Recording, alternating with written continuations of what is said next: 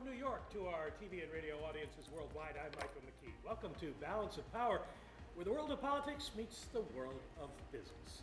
Stocks surging today on word that the death toll from the coronavirus is easing in some of the hardest hit spots. Joining us now, Taylor Riggs with the latest. Taylor. Yeah, Mike, I mean, what a difference a day makes, right? We're taking a look at gains on the S&P 500. We're up as much as 4.85%. We saw similar big gains within the S&P 500 a week ago Monday, but before that, usually Mondays were posting losses. You hadn't seen gains in the S&P 500 on a Monday since March 2nd. So today at least looks like the second straight Monday here where we are seeing some gains. I want to look at cross asset, what that means for some of the other indices that we're looking at. Take a look at the VIX with a 44 handle at the lowest now going back since March 6th. You are getting a little bit of more funding pressures that are being relieved here, as the Bloomberg dollar index is off now about 0.1%. And what that means, though, is crude is still having a really, really tough day. You have oil producers from Saudi Arabia, Russia, other OPEC plus nations are really trying to renegotiate a deal here to reduce some of that output, but still crude not getting a lift on that news. I do want to flip up the board and take a look at some of the retail stocks that we were looking at, because after the massive market rout that we've had, the smallest companies by market cap in the S&P 500, Mike, are retail. If you take a look at the mid cap index here, Macy's, as we know, was removed last week on the S&P 500, and so 13 other companies within the S&P 500 ended last week with lower market values. And so you have companies like Gap, Kohl's, Nordstrom's, Capri, Harley-Davidson, Hanes brands, Mike, as you know, that are really getting hit hard given this market rout. So if they follow the precedent set by Macy's, potentially could be getting kicked out here of the S&P 500. Just incredible moves that we've seen. Well, one of the big questions is whether the Fed would start lending to junk bond rated companies like Macy's. Macy's laying off 150,000 people, but they're not eligible for help. Well, and one thing I think that you've noted a lot in your research is what is systemic, right? You have to look at who's providing a lot of the jobs and sort of what classifies as potentially too big to fail, if you will. So a lot of these retailers, they are providing a lot of these jobs, but at the same time, yes, junk bonds, as we know, not being characterized by the Fed right now as being anything that is going to be bailed out anytime soon. Oil, quickly, the meeting moved from today to Thursday. Does that give anybody more hope, less hope? I know. So oil is down today, down by as much as 4.8% or so. So we came in, remember last week we had that tweet by the president who said that he thought that Saudi and Russia and some of these other OPEC members were going to get together and cut output by about 10 million barrels a day or so. We were starting to hear perhaps some confirmation of that on Friday. We came in this morning to some other news that Saudi Arabia, Russia, OPEC plus nations, they are racing to negotiate a deal together to try to stem output.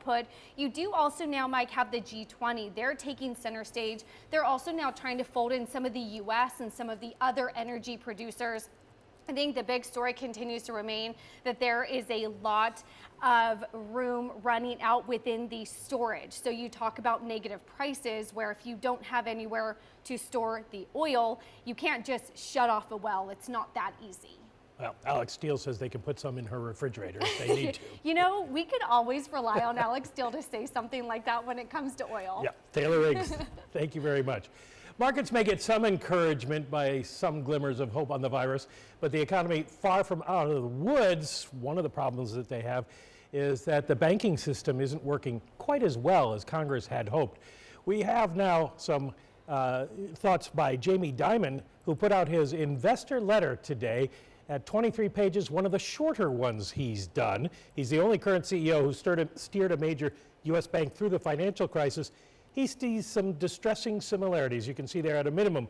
We assume that what's coming up will include a bad recession combined with some kind of financial stress similar to the global financial crisis of 2008. Our bank cannot be immune to the effects of this kind of stress.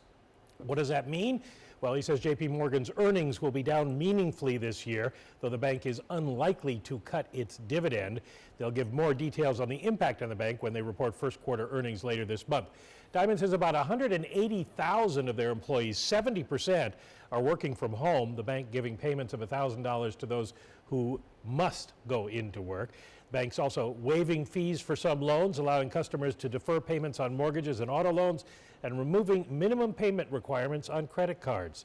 There are regulatory issues affecting the bank's ability to lend, and after the crisis, those should be reviewed, Diamond says. Not right now. There will be a time and place for that, he says, but not now. JP Morgan working closely with the government during the crisis, but he says they will not request any regulatory relief for JP Morgan.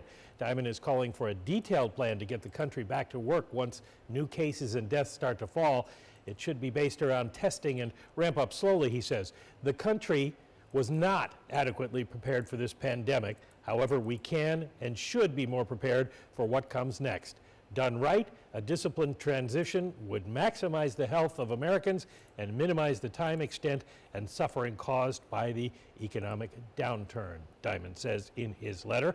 The letter came less than a week after Diamond told staff he'd returned to work after he had undergone that emergency heart surgery.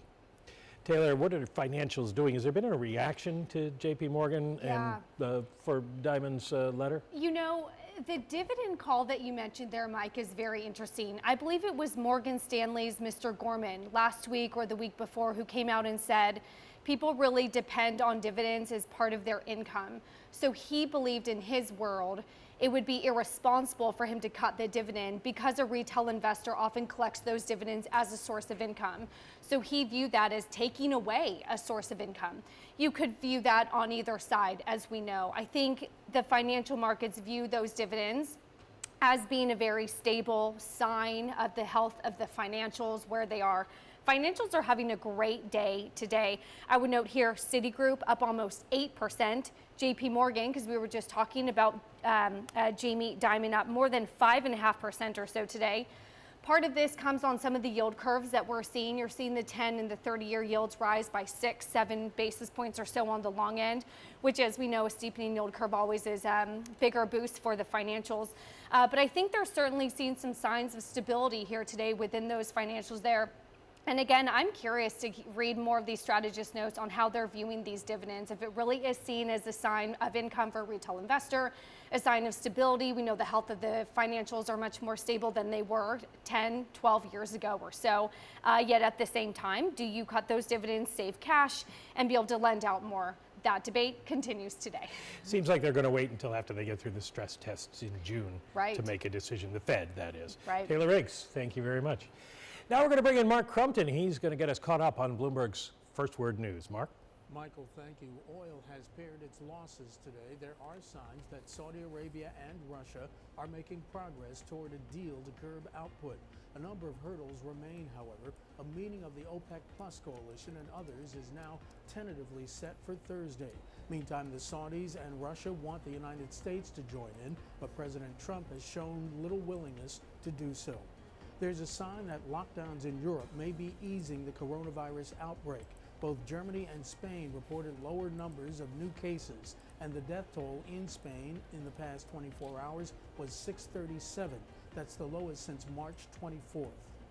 Japanese Prime Minister Shinzo Abe says he will declare a state of emergency for Tokyo and 6 other areas as soon as tomorrow, but there will be no hard lockdowns. Abe also says his government will launch a $1 trillion stimulus package to fight the coronavirus pandemic. That's Japan's largest ever package and nearly twice as much as expected. Global news 24 hours a day on air and on Quick Take by Bloomberg, powered by more than 2,700 journalists and analysts in over 120 countries. I'm Mark Crumpton. This is Bloomberg. Coming up, we're going to talk with Allison Schrager from the Manhattan Institute about the state of the economy and more. This is Balance of Power on Bloomberg TV and radio.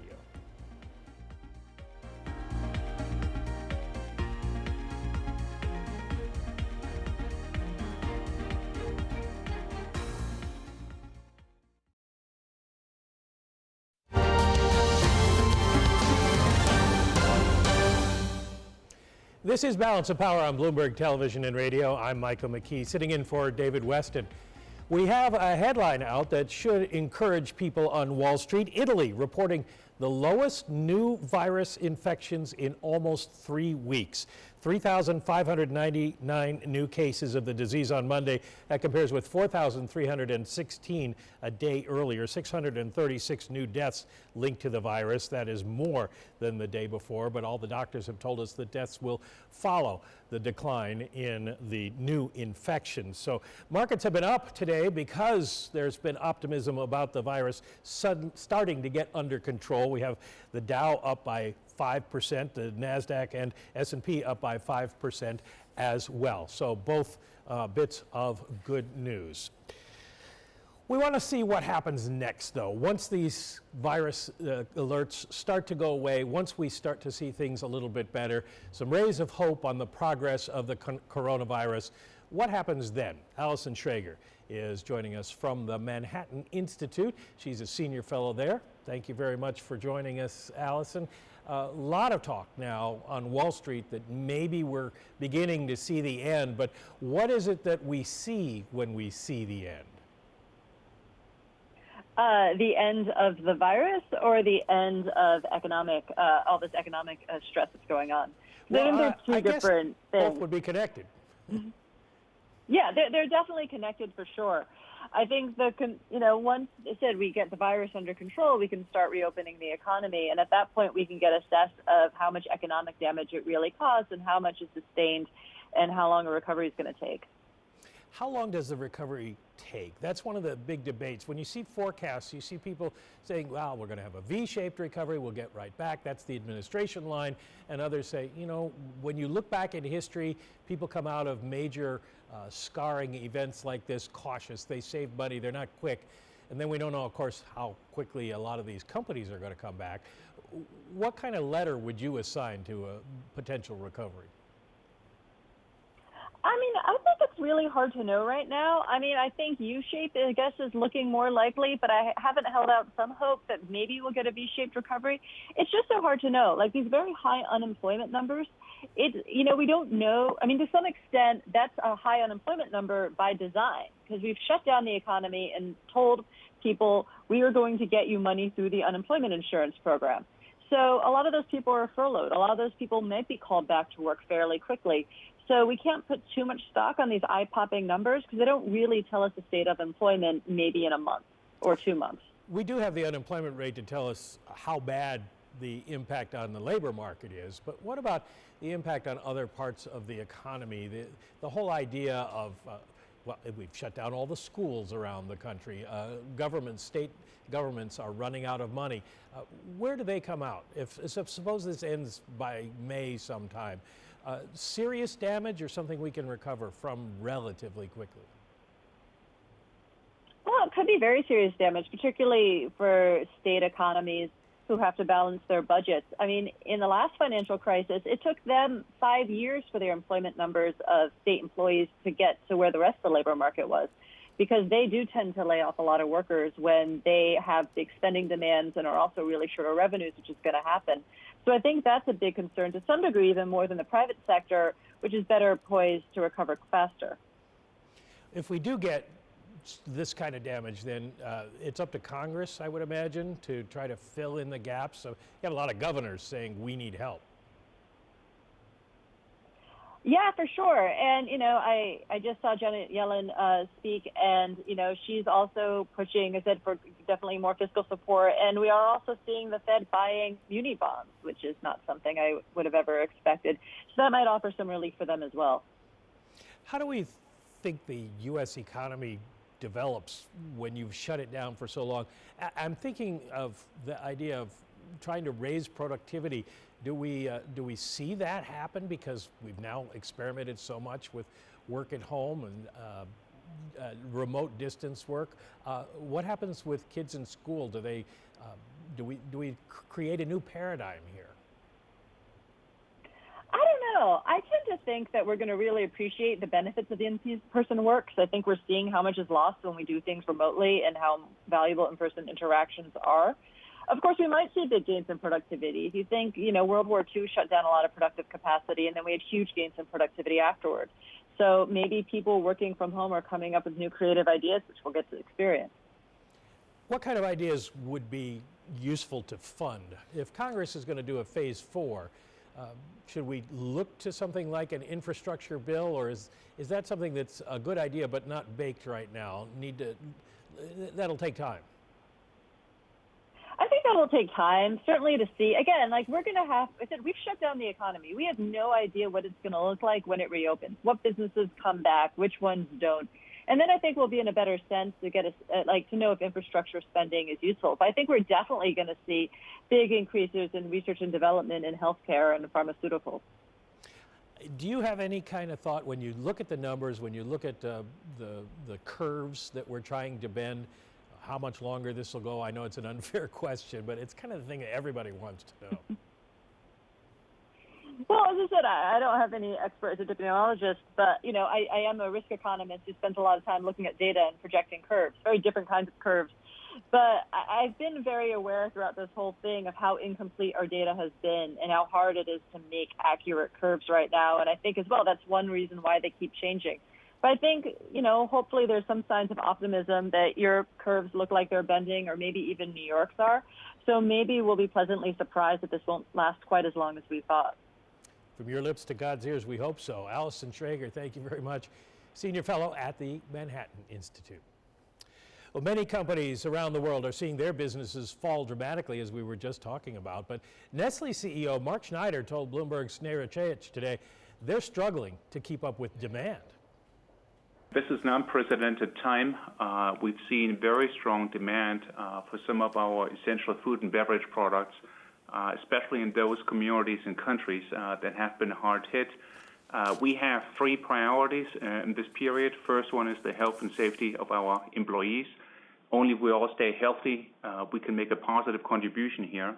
Next, of course, business continuity is key. So even under adverse conditions, we're trying to maintain manufacture of our essential food and beverage products.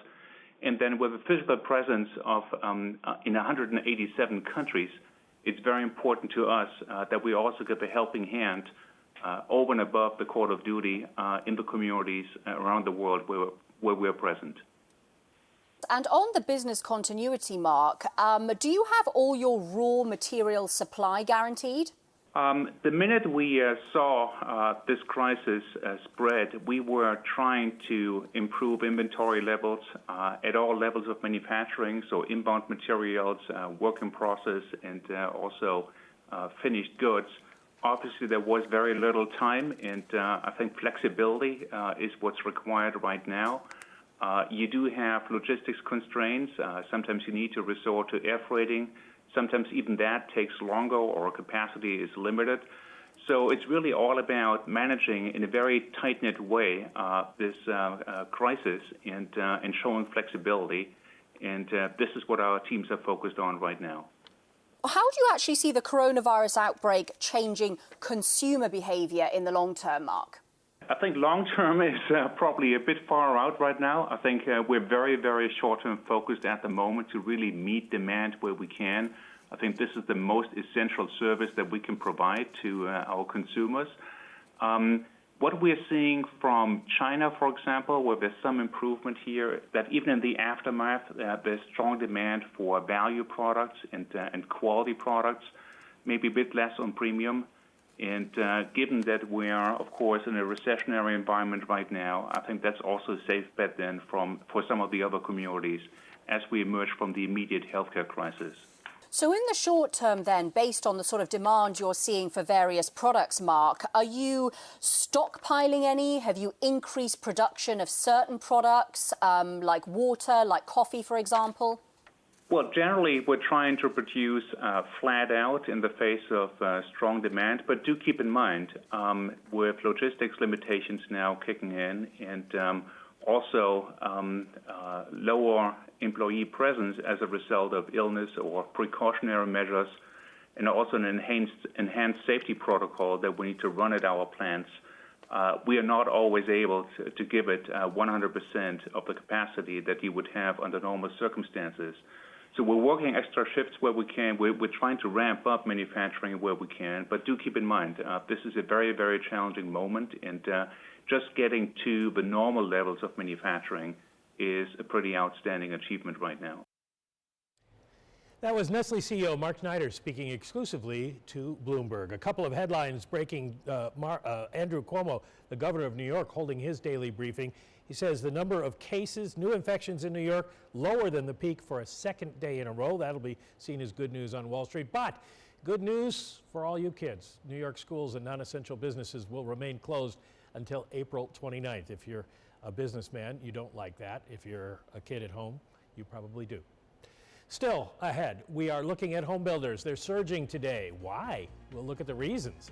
This is Balance of Power on Bloomberg TV and radio.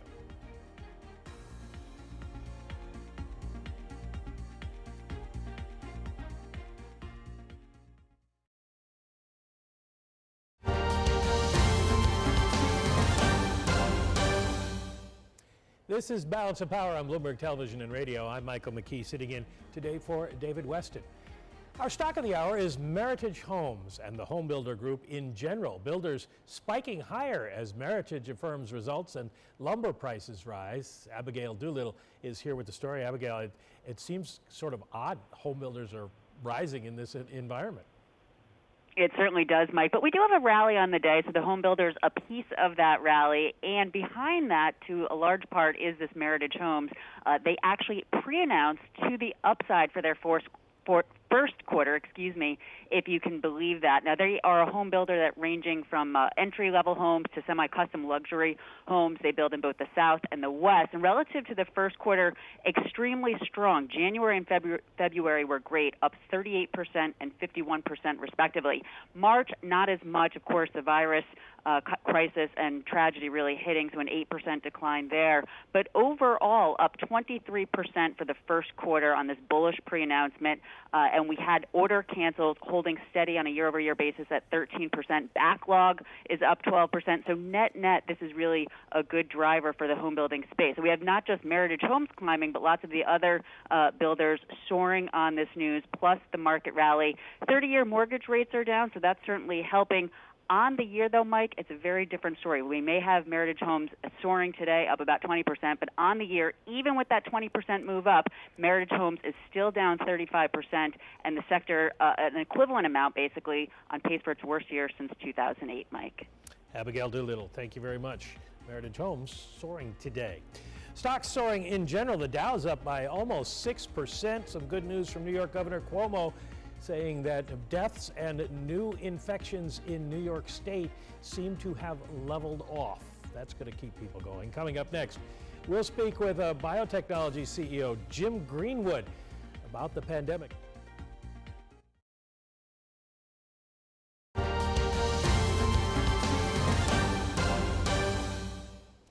This is Balance of Power on Bloomberg Television and Radio. I'm Michael McKee.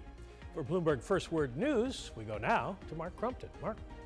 Michael, last month was the coolest March on record. That followed Europe's hottest winter ever. Still, climate experts say it did little to ease global warming. That was because March was still some 35 degrees warmer than the average between 1981 and 2010. The latest figures are according to the European Union's Earth Observation Agency. British Prime Minister Boris Johnson is said to be in good spirits after spending a night in the hospital while he's being treated for the coronavirus. His illness deals a blow to the UK as the country prepares for the worst of the pandemic to hit. Almost 5,000 people have died from COVID-19 in the UK so far. Scientists say the peak of the outbreak is likely to be hit in the next week or 10 days. The Pentagon says the number of COVID-19 cases in the active duty force topped 1,000 over the weekend. Among the military services, the Navy has the most cases with 431. That includes more than 150 among the crew of the aircraft carrier USS Theodore Roosevelt. Global news 24 hours a day, on air and on Quick Take by Bloomberg, powered by more than 2,700 journalists and analysts in over 120 countries. I'm Mark Crumpton. This is Bloomberg. Social distancing is the first line of defense against the coronavirus, but ultimate victory will obviously depend on treatment, a vaccine, and extensive testing. We welcome now the head of the Biotechnology Innovation Organization, Jim Greenwood. He's a former congressman from Pennsylvania. Thank you for joining us today, Mr. Greenwood. And I realize we should stipulate at the beginning of this that nobody's ever been through anything like this before. So it's all new. You're making it up as you go along, doing the best you can to try to keep things moving. And I'm wondering, when you look at what all the companies are doing, how you think it's going. Are we making progress? Do you see the rays of sunshine the president is talking about in your business? Well, we are making progress, and one of the reasons, well, thanks for having me on to begin with, but one of the reasons we're making progress is because we at BIO, the Biotechnology Innovation Organization, we have a membership of about 800 companies. From the smallest to the largest of the biopharmaceutical companies. And as soon as this virus hit, I sent a note to all of the companies saying who can help, who's involved in research that could help with the coronavirus. About 50 of the companies replied that they could and want to, and on the 24th and 25th of March, we had a 2-day virtual summit where we brought them all together, about 500 people, along with government people and academics, and started to plan how we can cooperate, how we can get beyond the usual competitive nature of the industry and say who has data that they can share with others, who has science that they can share to others, how can we collaborate. So we've been accelerating the R&D for the biotech industry. So to your original question, which is what's going on, there's a lot going on. I think in terms of when we're going to see results, I would start with Gilead with their remdesivir product. You know, the virus is it lies somewhere on the line between life and not life, and they're really little tiny self-replicating robots, if you will. What this remdesivir drug does is it tricks the virus so that when it tries to replicate it itself, it picks up the wrong molecule from its environment, and it impedes its ability to replicate. And we should have that should really slow the progress of the disease in patients. And we're going to have results on that as early as this week, and that could make a huge difference. Up in New York, Regeneron has a drug that is used for inflammation for arthritic patients. But what we've learned is that when this virus gets in the lungs, the immune system tends to overreact and create inflammation in the lungs. And so they're hoping that they also may have results very soon on whether the antibody that they have can reduce inflammation rather. And then a little company out in San Francisco called Vir has been forming all kinds of associations, collaborations with companies like Alnylam and GSK and Biogen to develop antibodies of various kinds that can counteract the disease. A couple of more items here. Let me ask you this, though. This go. is all happening at such lightning speed, and that doesn't happen in the drug industry usually. Has the government waived some regulations? Are they making it easier for this to move? Well, I can tell you that the FDA has been spectacular. All of our CEOs and companies that have dealt with the FDA have basically said they're going overboard to try to speed up the process here. And where we see when companies report to us that they have problems in that regard, we get on the job and talk to the FDA about that and try to facilitate better communications. But I do want to get to the vaccine part, because that's what we're all really waiting for, is not just to be able to treat the symptoms, but to prevent the individuals from getting the disease. Regeneron, again, they have a mouse model that actually mimics the human immune system, and so they're testing antibodies, or producing antibodies in the mice. And they think that these antibodies could be injected into people as a temporary vaccine. You might have to have an injection every month or two, and that would get us through to what we really want in the long run, which is an active vaccine that could be injected into literally hundreds of millions of people to prevent the disease. That's probably between 9 and 18 months away. Well, even when we get one, when they come out and say this works, you got to make enough for everybody. How long will that take? Right. Well, and one of the things we're doing with our collaboration project at BIO is we're helping the small companies that might come up with the products with the large companies that might have the manufacturing capacity to scale up. And so that's going to be, you're quite right that scaling up is going to be critical. I know that the Gates Foundation is doing a lot of work in trying to develop manufacturing facilities that could prepare to manufacture all kinds of vaccines, even before we know which vaccine is going to work best. But hopefully, and I think we will succeed in having the manufacturing capacity ready when we know that these drugs demonstrate to be safe and effective. One last quick question, just have a minute left here. Who's paying for all this? Well, for the most part, it's the companies, as has always been the case. The companies get, the politicians like to say that the NIH, makes drugs. They don't. The companies invest far more into R&D than the government does. The government is certainly stepping up to the plate here as well. But the companies are saying, look, whether we make money, lose money, or break even, we've got to save lives, and we're there. And the companies are investing literally hundreds of millions and billions of dollars to come to the rescue here. Jim Greenwood, thank you very much. He's the CEO of the Biotechnology Innovation Organization, with some hopeful news about progress on the drug front. Coming up, UK Prime Minister Boris Johnson is hospitalized, admitted as a precautionary measure as his coronavirus symptoms continue. We'll have more in a live report next.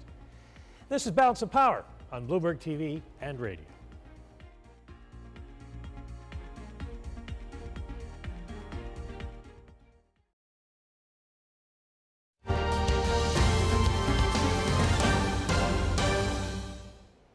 This is Balance of Power on Bloomberg Television and Radio. I'm Michael McKee, sitting in for David Weston today. British Prime Minister Boris Johnson has been admitted to the hospital because of complications from the coronavirus. Still there today. The UK Shadow Chancellor Annalise Dodd spoke earlier today with Bloomberg about what that means for the British government. And I think it's very important at this time that we show that different political parties can work together, that in particular we make sure that the right support is in place for people whose incomes are under such a huge amount of pressure, and we make sure that our public services are really delivering, obviously, particularly our healthcare system. I mean, I think it's critical that as part of that we have a very transparent approach, an open approach. I think it's right that the opposition will raise questions and that we will put on the record where processes aren't working. I think that's very important. We've continuously done that since the beginning of this crisis, and I think we're going to want to continue to do that. There are big questions about things like testing, the availability of protective equipment, and we certainly want to make sure that those issues are dealt with. And I think actually being quite open about that is going to be critical. You've pointed to some of the potential holes in the package that we've seen from the UK Chancellor Rishi Sunak. I mean, unprecedented, really, 4 emergency packages to tackle the coronavirus that would have previously been unimaginable from a Conservative Chancellor. Do the packages go far enough? What would you do differently? Well, look, I welcome the packages that have been put in. They were necessary. It was quite right that government worked with the trade unions and with businesses to put them into place. I would say that in relation to the furlough scheme, it would have been good if those discussions could have happened earlier, but at least we've now got a scheme in place. But I think there are big issues that government needs to be looking at now. First of all, we need to be looking at how employers can be very strongly encouraged to actually take part in that furlough scheme, because we're seeing a number of them deciding not to do that. Now, part of the reason for that was actually because I think a number of businesses were looking at their fixed costs, which obviously aren't covered by the furlough scheme. That would cover salaries and kind of in arrears. So they were looking at the fixed costs and thinking, goodness, we can't cover these. Now, the initial bank loan scheme wasn't fit for purpose necessarily from that point of view. That's been changed to an extent. Hopefully that will lead then to more take-up of that support so that businesses will be looking to keep those staff on and not to shut up shop. But we really need to see government engaged on that question. It's not good enough just to announce that furlough scheme. We've got to see it being taken up as much as possible to protect people's jobs wherever possible. That was UK Shadow Chancellor Annalise Dodd. For more on the effect of the coronavirus on the British government, we welcome now Therese Raphael of Bloomberg Opinion. Therese, as we know, there can be a gulf between what we hear from a government and what's actually happening. What do we think we know about Boris Johnson's condition and how long he might be, if not incapacitated, away from number 10? The government in the last few weeks has made a big effort to redress some of the criticism that it hadn't been transparent about its policy, what it was basing decisions on. And in recent days, we've actually seen some backsliding there. What we know is that Boris Johnson has had now I think it's 11 days of what the Downing Street is calling persistent symptoms, a dry cough and a fever. A temperature seems to be the most persistent one. And last night, about an hour after the Queen stopped speaking, we learned that he was taken to the hospital, and now it appears he'll spend another night in the hospital. Now, Downing Street is insisting that these were routine checks. This was just a precaution. Boris Johnson himself has tweeted, and I think there will be some room given to the government as he works his way through this illness. However, if it lasts for any significant amount of time, and I'm not sure what will be considered significant. If it lasts another day, 2 days, 3 days, I think serious questions will be asked about who's running the country, what sort of deputy process has been talked through. Right now, we have Foreign Secretary Dominic Raab taking over, but he's quite a controversial figure in the party, very much liked by some, less so by others, and the cabinet itself has been divided over coronavirus strategy, with increasing questions about the inability of the government to ramp up testing to the level it has promised, and also the shortages in personal protective equipment for staff. So all of this is sort of mounting. Well, the UK famously doesn't have a constitution, which raised a lot of questions during the whole Brexit debate. And now you're in a situation where there isn't a designated successor. What would happen? I mean, we have a vice president of the United States. What would happen if Boris Johnson couldn't continue for some time?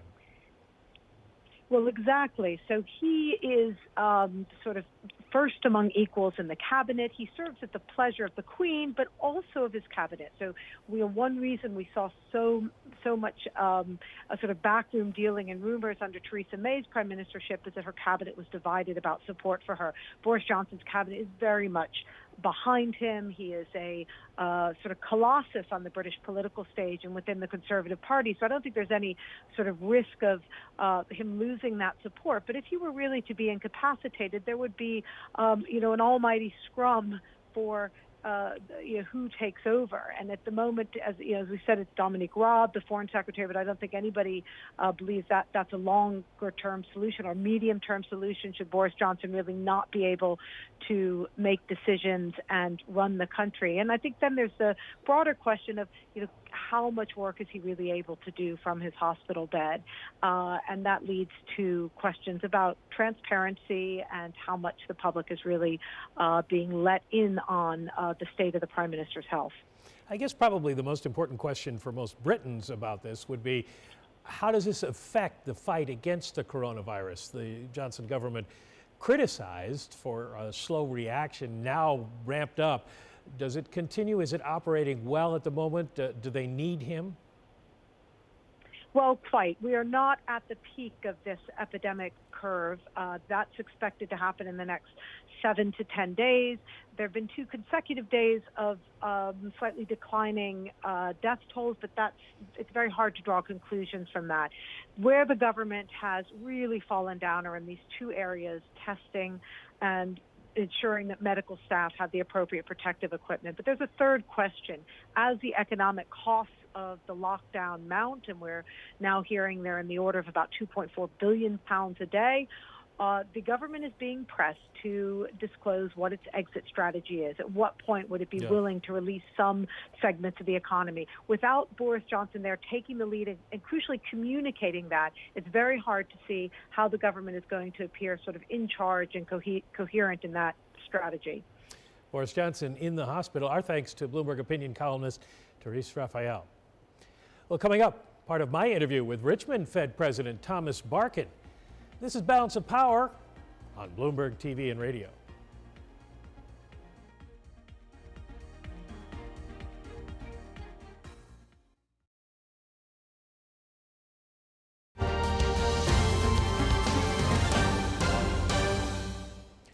This is Balance of Power on Bloomberg Television and Radio. I'm Michael McKee, sitting in for David Weston. On Friday, I talked with Richmond Fed President Thomas Barkin about his concerns for the economy. In response to that shocking jobs number, a loss of 701,000, he said it's a sad day. Here's part of the interview. It is a sad day. We'd had job growth for, well over a decade, and it's hard to see the numbers turn negative. But I think everyone expects a very serious downward tilt on the job side. And this is just the first indicator. If you look at initial unemployment claims for the last 2 weeks, the highest ever had been 700,000 in 1982. Last week was 3.3 million. This week was 6.6 million. So unfortunately, I think the employment numbers are going to get worse before they get better. Yeah, I'm getting forecasts in from some economists that suggest in April we'd see anywhere from 10 to 20 million jobs lost. Does that seem crazy to you? Does the Bank of Richmond have any kind of forecast at this point? Well, this is so unprecedented, I think. Point forecasting is a pretty silly thing to try to do. But what I do try to do is just look at the numbers just to get some perspective on it. Restaurants and bars in this country employ about 12 million people. Physical retail, excluding food and drug, another 11. Travel and entertainment, another 5. So even in those three sectors, which have been hit unbelievably hard, you can get to 30 million pretty quickly. So I don't think numbers like 10 or 20 million are out of the pale. Well, at this point, what are CEOs, what are mom and pop stores telling you in your district about the conditions they see? Well, I divide the companies into three buckets. There are service industries, like the ones I was just talking about. There's a lot of emotion there. In a lot of cases, really good, viable businesses have been shut down in the pursuit of a public health solution. And they have hope. In particular, a number of them are in the process of applying to this new small business loan program. But they don't know for sure whether they're going to get the money, and they don't know how long this is going to last and whether the money will bridge them. So there's a lot of sadness there, a lot of emotion in that sector. Then I'd say there are a bunch of essential industries. We have a cash processing operation, but you put hospitals and food processing and fire and safety and the like. They're proud that they are essential to making this country operate, but they're nervous. They're nervous about their health. You do see increased absenteeism. You see some supply chain issues in those places. They know they need to deliver, but they're nervous. And then there's the wide swath of other businesses in this country, construction, manufacturing. Many of them are down, but they're still hopeful. They are seeing drops in demand, but they're making their best efforts to weather through it. And they just have hope that there's light at the end of the tunnel here. Well, this all adds new urgency to the effort to get loans, to get operating capital to companies. How fast is the Fed going to be able to stand up the Main Street lending program? When can you start lending to people who need the money? Well, we want to achieve the goals of this legislation, which is put a lot of money behind supporting the economy and businesses in need. It will just take time to work the details with Treasury, who is our co-sponsor on this. And as you can see with the small loans, the SBA program that's just got announced, a lot of the devil's in the details. It's just complicated to get right. It's complicated to pick out the right segment so you get money to the people who truly are in need. It's challenging to define the vehicles and the instruments, and then, of course, how much risk do you want to bear. So we're working hard, and we're trying to get it out as fast as we can. I'm glad you brought up the risk question, because there are people who say, you know, the federal legislation says no buybacks, no dividends, no big raises for CEOs, but there are reports that the Fed doesn't think that's going to necessarily apply to them, that if you put those strictures on, companies might not apply for loans, which would be worse because then they might have trouble keeping people on payrolls. How do you feel about that? Well, I just say all this stuff is being worked together with Treasury, and give us a little bit of time to try to land the parameters of this. Part of my interview with Richmond Fed President Thomas Barkin. Some news out of the last hour. The Italians say that the number of new cases there is the lowest in almost 3 weeks, and New York Governor Andrew Cuomo saying it looks like the number of deaths and new cases in New York has begun to level out. And perhaps we're on the early side of a peak in New York. However, he says he's doubling fines for violating the space rules here because it's no time to give up. Right now, all of that good news supporting a good day on Wall Street. You can see that the Dow, S&P, and NASDAQ are all up about 5% on the day. Balance of Power now continues on Bloomberg Radio. In our second hour, David Weston is back, and he'll talk with Mike Summers, the president of the American Petroleum Institute. This is Balance of Power on Bloomberg TV and radio.